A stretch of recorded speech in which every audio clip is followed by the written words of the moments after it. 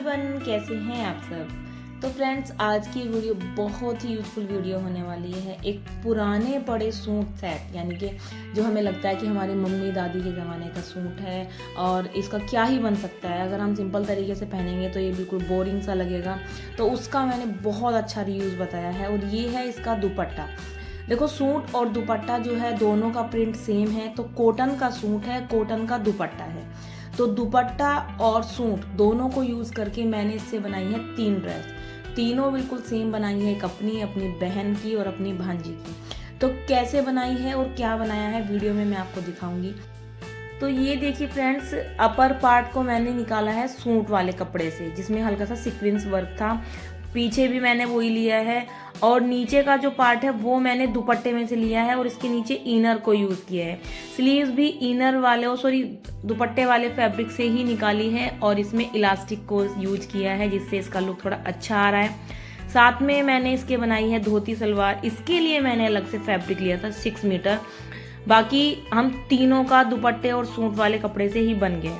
तो पहले मैं ड्राफ्टिंग करूंगी इनर वाले फैब्रिक पर। तो यहाँ 2 इंच मैंने मार्जिन लिया है, जो साइड मार्जिन है। उसके बाद जो इसकी फिटिंग है उसका 4th पार्ट मैंने 9.2 इंच पर मार्क किया। सबसे बड़ा साइज हमें लेना होता है मार्किंग के लिए। उसके बाद मैं इसकी जो लेंथ रखूंगी वो 28 इंच है। उसका हाफ मैं 14 इंच ब्लाउज के लिए रखूंगी। तो अपर पार्ट के लिए मैंने 14 इंच पर मार्क कर दिया है। आप अपने अकॉर्डिंग इसकी लेंथ और मेजरमेंट मार्क करें। नेक के लिए मैंने 2.5 इंच पर मार्क किया, शोल्डर के लिए 3 इंच पर मार्क किया। अब नेक में इसका 6 इंच पर डीप बना रही हूँ। इसमें मैं राउंड नेक बना रही हूँ, सिंपल फ्रंट और बैक दोनों।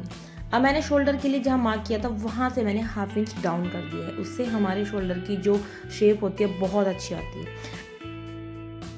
अब शोल्डर डाउन वाली लाइन से मैं आर्म होल के लिए 5 इंच 0.5 पर मार्क करूँगी और दोनों साइड से लाइन को सीधा कर देंगे। अब शोल्डर से हमें अपेक्स पॉइंट लेना है। तो शोल्डर टू अपेक्स पॉइंट है 9.5 इंच।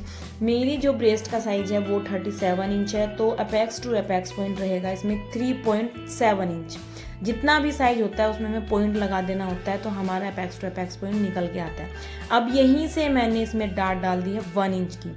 अब मैं अपर चेस्ट का नाप लगाऊंगी। तो अपर ब्रेस्ट है मेरी इसमें 18 इंच, उसका 4th पार्ट 9 इंच पर मार्क कर दिया है और फुल ब्रेस्ट का जो 4th पार्ट है 9.2 इंच पर मार्क कर दिया है। अब वेस्ट राउंड है 13 इंच, उसका 4th पार्ट 7.5 इंच आएगा। उस पर हमने जो 1 इंच डार्ट का लिया है ना, वो ऐड करके तब हमें मार्क करना होता है, नहीं तो डार्ट डालने के बाद फैब्रिक छोटा हो जाता है। अब जिन पार्ट में हम ये डार्ट डाल देते हैं तो वो डार्ट डालने के बाद नीचे की साइड डाउन ना हो जाए, इसलिए जितने इंच की हमने डार्ट डाली है फिटिंग वाली लाइन से इतना ही हमें उसको ऊपर उठा देना है। ऐसा करने से हमारा जो ये ब्लाउज का अपर पार्ट होता है, मीन टॉप का अपर पार्ट होता है, वो साइड वाली फिटिंग से डाउन नहीं होता। अब आर्म होल के लिए मैं फ्रंट वाले पार्ट के लिए ½ इंच और बैक पार्ट के लिए 1.5 इंच पर मार्क करूंगी। अब यहाँ से हमें इसका सेंटर लेना है, जो हमने लेंथ ली है आर्म होल की, और वहाँ से हमें ½ इंच फ्रंट वाले के लिए अंदर की साइड को जाना है और बैक पार्ट के लिए हम बस लाइन पर मिला देंगे। तो जैसे आप वीडियो में देख रहे हो, आपको इसी तरह से सब कुछ करना है और इस पार्ट की कटिंग कर लेंगे। तो इस तरह से मैं इसी तरह से 4-5 पार्ट कट कर लूँगी। अब इसके घेरे की बारी आती है। घेरा हमें वेस्ट राउंड के अकॉर्डिंग कट करना है। तो वेस्ट राउंड था हमारा 15, उसका डबल रहेगा 13। तो यहाँ पर इसकी जो हमें चौड़ाई रखनी है वो 13 इंच रखनी है। 1-2 इंच एक्स्ट्रा आप मार्जिन ले सकते हो, बट वो मैं इसकी मेन फैब्रिक में लूँगी। इनर को मैं 30 इंच पर ही कट कर रही। अब इसकी जो लेंथ थी वो है 28 इंच मुझे रेडी रखनी है। उसमें से 14 इंच का मेरा ब्लाउज रेडी हो जाएगा, तो 14 इंच बचेगा। इनर हम वैसे भी थोड़ा कम रखते हैं, तो यहाँ पर मैं इनर को 14 इंच पर ही कट कर रही हूँ। ये नीचे से फोल्ड होके 1-1.5 इंच कम हो जाएगा। और तो ½ इंच सिलाई का मार्जिन छोड़ते हुए मैंने 14 इंच पर मार्क कर दिया है। अब यहाँ से आप चाहे तो एक्स्ट्रा फैब्रिक में फोल्ड भी कर सकती थी, बट मैंने इसको कट ही कर दिया। फिर बहुत ज़्यादा मोटा हो जाता नीचे, तो इसको मैंने कट ही कर दिया। बस मैं नीचे से 1 इंच इसको कम करूँगी। तो इस तरह से मैं इसको कट कर दूँगी और यहाँ पे हमारे इसमें आ जाएंगे छोटे छोटे गैदर्स। तो इसी तरह से हमें जो मेन फैब्रिक है उस पर कट करना है। अब फ्रेंड्स, जैसे ये एक पार्ट मैंने बनाया है, 2 बन जाएंगे। इस तरह से मैं उन दोनों और टॉप के लिए भी कट कर लूँगी।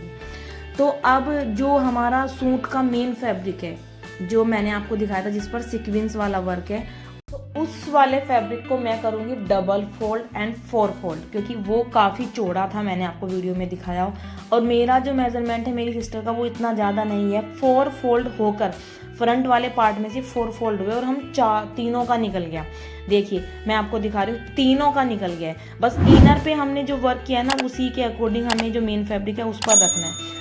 फ्रेंड्स ये अगर प्रिंटेड फैब्रिक पूरा है ना उसी में से निकलेगा, या फिर वर्क पूरा होना चाहिए, नहीं तो फिर वो वर्क बीच बीच में रह जाएगा। तो अब जो इसके सूट के बैक वाला पार्ट था उसमें से देखो मैंने जो घेरा आपको भी इनर पे कट करके दिखाया ना, वो मैं इसमें से कट कर रही हूँ एक पार्ट। फिर इसी के नीचे से मैं दूसरा पार्ट कट कर लूंगी। साइड में से आपको दिख रहा है इनर से अलग अलग काफ़ी सारा मार्जिन है, तो वो हमारे पास मार्जिन में आ जाएगा। अब जैसे मैंने एक पार्ट कट किया इसी तरह से मैंने देखो दुपट्टे वाले पार्ट में से, मैंने आपको दुपट्टे का साइड में से बॉर्डर भी दिखाया था, ये दुपट्टे वाला पार्ट है, इससे कट कर लिया। बहुत ज़्यादा डिटेल में मैं अगर फ्रेंड्स आपको बताती तो वीडियो बहुत ज़्यादा लंबा हो जाता, और जो स्टिचिंग करते हैं मुझे उम्मीद है कि वो इसे देखकर समझ गए होंगे कि मैंने कैसे सूट में से कट किया और कैसे दुपट्टे से कट किया। वीडियो को ज़्यादा लॉन्ग मैं बनाना नहीं चाहती, क्योंकि आज के टाइम सबके पास टाइम कब है और सब बहुत ज़्यादा बिजी हैं। सबको लगता है कि बहुत फास्टली सारे काम होने चाहिए, तो मैंने भी बहुत फास्टली इसमें सारा काम कर दिया है। अब ये दुपट्टे में से बचा है तो इसमें से मैं स्लीव्स बना लूँगी, और एक ये बचा है तो इसमें से मैं अपनी बहन के जो बनाऊंगी पार्ट उसकी स्लीव्स बना दूंगी। अब ये लिया है मैंने धोती सलवार के लिए, इसमें जो बॉटम फैब्रिक था वो वाइट कलर का था, तो उसको मैंने अवॉइड करके ये इसके साथ मैच करा है। 6 मीटर फैब्रिक मैं ये लेके आई हूँ कॉटन कैमरी, क्योंकि अपर कॉटन था तो मैंने नीचे भी कॉटन ही लिया है।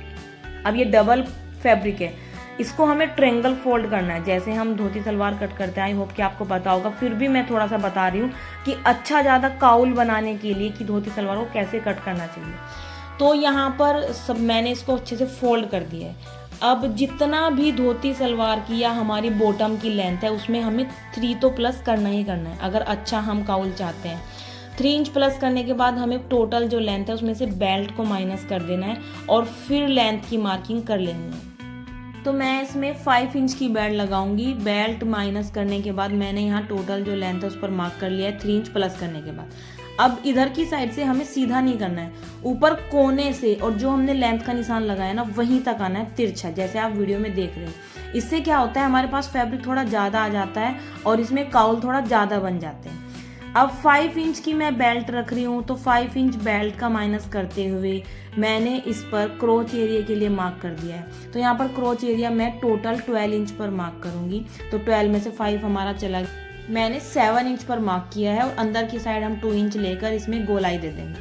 अब यहाँ से मैं जो क्रोच एरिया है उसकी भी कटिंग कर दूंगी। मैक्सिमम इस साइज में क्रोच एरिया छोटे साइज में 11 पर, 12 पर और 13 पर बिल्कुल ओके रहता है।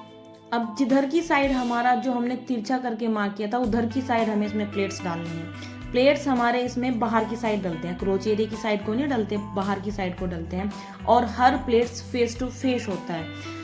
मैं जब प्लेट्स डालूंगी इसमें तब आपको दिखा दूंगी। तो इस तरह से जब हम इसमें प्लेट्स डाल देंगे तो देखिए कितने ज़्यादा इसमें प्लेट्स आ जाएंगे और इसका जो लुक है बहुत अच्छा आएगा।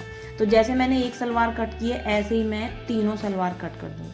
तो भाई तीनों सलवार मैंने इस फैब्रिक में से कट कर दिया। अब ऊपर से जो फैब्रिक बचा है उसमें से बेल्ट भी कट कर लूँगी। तो नॉर्मली इसको स्टिच करना है, बस मैं आपको दिखाना चाहती थी कि मैंने कैसे कैसे इसको कट किया है। बेसिक तरीके से आप इसको स्टिच कर सकते हैं। तो देखिए बिल्कुल सिंपल मैंने इसको स्टिच किया जैसे नॉर्मल हम बनाते हैं। फ्रंट और बैक दोनों सिंपल रखें। अब ये जो घेरे वाला पार्ट था इसमें हमें गैदर्स डालने हैं, तो ये आपको आपके वेस्ट राउंड के अकॉर्डिंग डालना है। और एक चीज़ और, इसमें मैंने फ्रंट और बैक नेक दोनों सेम रखे हैं, तो मैंने प्लेट्स फ्रंट में डाली है ताकि हमें पता रहे कि फ्रंट और बैक कौन सा है। स्लीव्स में इलास्टिक लगाई थी तो देख लिया कि कितना मुझे हाथ में सही आएगा, उसी के अकॉर्डिंग स्लीव्स में इलास्टिक लगा दी। और शोल्डर पर भी 1-2 गैदर्स डाले। पफ स्लीव्स बनाई है। पफ स्लीव्स का लुक थोड़ा अच्छा है, आपने वीडियो के स्टार्टिंग में देख ही लिया था। अब जो घेरे वाला पार्ट है उसको गैदर्स डाल के इतना रेडी करना है जितना हमारा वेस्ट राउंड था, बस साइड में हमें इसमें सिर्फ सिलाई मार्जिन छोड़ना है। तो घेरे वाले पार्ट को रेडी करने के बाद मैंने इसको ब्लाउज से जॉइंट कर दिया था। यहाँ पर मैंने 1-2 वीडियो बनाई थी जो गलती से मिस हो गई, मतलब डिलीट हो गई है। तो वैसे मैंने वॉइस से आपको काफ़ी ज़्यादा डिटेल में समझाने की कोशिश की है। आई होप कि आपको सब कुछ समझ आ गया होगा। अब जो धोती सलवार हमारी बननी है, तो देखो ये क्रोच एरिया वाली साइड है, ठीक है। और जिधर की साइड हम कट लगाते हैं, दूसरी साइड जिधर हमने कट लगाया था उस वाली साइड से हमें इसको पकड़ना है और इसमें जो है प्लेट्स डालनी है। तो मैं आपको बता दूं, पहले हमें यहाँ पर लगानी है थोड़ी सी सिलाई, इस वाले पार्ट पर हमें सिलाई लगानी है जिससे कि ये जो हमारा कट है वो सेफ हो जाए। अब आपको देखो जो कट है उसमें इधर की साइड से एक प्लेट्स पकड़ना है, फिर दूसरी साइड से एक प्लेट्स पकड़ना है। इसी तरह से आपको इसमें प्लेट्स डालना है, यानी कि प्लेट्स फेस टू फेस रहेंगे और यानी कि उनके डायरेक्शन एक इधर से रहेगी, एक राइट साइड, एक लेफ्ट साइड, ऐसे रहेगी। क्रोच एरिया के अपोजिट साइड को चलना होता है।